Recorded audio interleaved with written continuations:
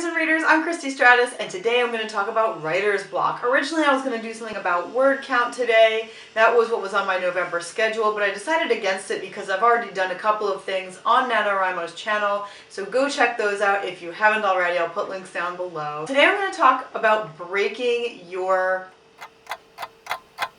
writer's block, and I have 3 unusual suggestions. Now these are things that I've never personally heard mentioned before, but they do work specifically for me. And I had asked in a Facebook video, are you interested in hearing some unusual suggestions for writer's block? And I got yeses from a lot of people. So I decided that I was going to do this, and I hope that it helps you. To all the new subscribers, hi! Thank you for coming by and for subscribing to me. My first suggestion to break writer's block is, I guess I shouldn't bother to say this is going to sound strange because they're all unusual. Go somewhere in your house that you wouldn't normally sit. Don't go to a couch, don't go to a kitchen table, don't go to a bed where you would normally lie down. Go somewhere unusual in your house and sit down there. Like, for example, go to a hallway and sit down against the wall. And it's going to be kind of weird.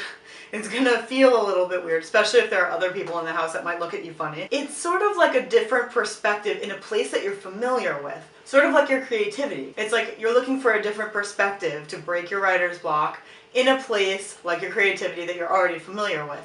So it's sort of metaphorical in a way, but psychologically it tends to work for me. So like, you know, you could even go to your living room and just like lie down in the middle of it and just, it sounds strange, but just being in a place that isn't really where you would normally go, you sort of see things a little bit differently sometimes. You think of some other ideas, it breaks that stuckness in your head. At least for me, that works really, really well. And you can do that like anywhere you feel like in your house. Sit in a corner of your kitchen you've never sat in before. It's going to feel weird, but it's also going to help you think outside the box. Another one is to spend time somewhere that makes you feel creative. This doesn't have to be like a regular, most people go to a cafe to write, something like that. This can be anything. You can go to an art gallery, look at the art. If you want to, you can bring a pad and paper so that you can take some notes. You can take pictures of some of the art. One thing I like to do is go to the library and just, I really like the library in general, but I just go down random aisles and just pick up a book and look at the cover art, maybe read the back, maybe flip through it a little,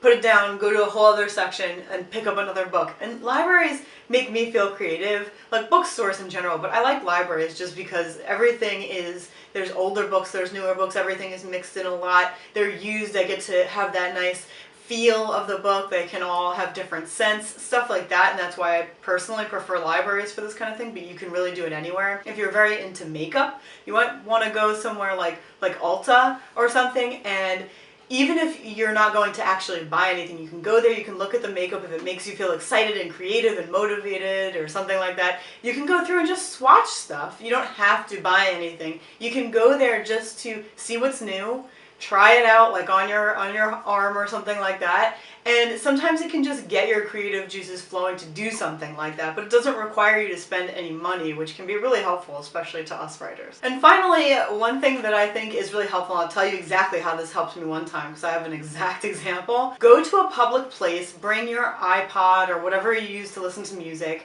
and bring either earbuds or headphones or whatever you use, and sit in a public place and put some kind of music on that's more along the lines of like a classical or piano, orchestral, something relatively calm, and sort of people watch. And the reason I say this is because it sort of emulates what you see in a lot of movies. They'll be showing like these busy streets or something, and maybe it's a philosophical moment or, you know, some kind of moment like that, an overview or whatever, and they play this unusual classical music or calming among the bustle, and it's like a really good juxtaposition. So if you do that kind of a thing in real life, it's kind of cool because it breaks your mind out of that I'm stuck wherever I am, you know, like I can't move forward, I don't know what to do. If you sit in a public place that's kind of, especially for me, busy, but it could be like a park, whatever makes you happy, and you have that music going on, you could think of it as like being part of something creative, something like that. You're looking at the world from like a totally different perspective than everyone else who has like a goal and is there doing this or that or going here and there, and you're just sort of sitting there observing and listening to this music that's really sort of like a movie. And one time that this really helped me, I was stuck on a short story. I had started this short story, had no idea where to go with it or how to write it. So I went to my local swim club and I sat there, and I went at a time that it was not as busy, but there were still families there and they're swimming, and I'm listening to this music.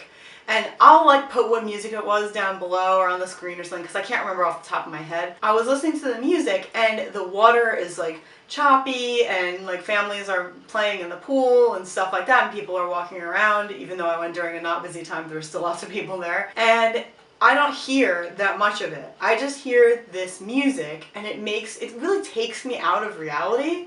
And it really makes me think in that way that movies do. At least that's how it worked for me. And I wrote the rest of the short story and finished it that day. And it's currently in, I believe it's the December Authology. I'll leave a link down below. It's called Self-Portrait. That's how I wrote Self-Portrait.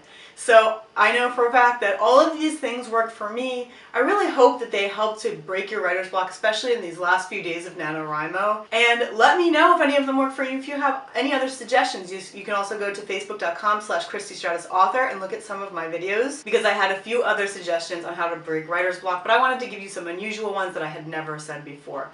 So thanks so much for spending time with me.